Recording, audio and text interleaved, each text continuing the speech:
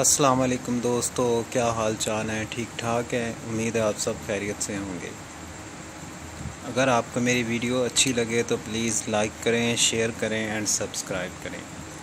आज मैं आपके लिए एक और नई वीडियो के साथ हाज़िर हुआ हूँ, जिसमें मैं आपको बताऊँगा कि चेहरे की छाइयों, दाग धब्बों और हलकों के लिए हमें क्या इस्तेमाल करना चाहिए और कैसे इस्तेमाल करना चाहिए।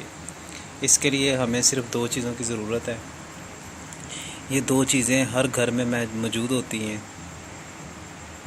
ऑलिव ऑयल है, ये देखें, और ये बादाम का पेस्ट है। आपने क्या करना है, ऑलिव ऑयल और बादाम के पेस्ट को मिक्स करना है। जितने हिसाब से आपको क्वांटिटी चाहिए, आपने इन दोनों को मिक्स करके रात को सोते वक्त चेहरे पर लगाकर हल्के हाथों से मसाज करना है। अगर आपके हल्के हैं तो हल्कों की जगह पर एंटी क्लॉकवाइज मसाज करें और ओवरनाइट लगा रहने दें। सुबह उठें और ठंडे पानी से अच्छे साबुन से मुंह धो लें। चंद ही दिनों में आप देखेंगे कि आपकी छाइयाँ, दाग धब्बे और हलकों में नुमायाँ कमी नज़र आई है।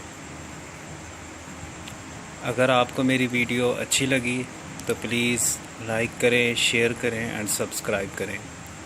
अल्लाह हाफिज़।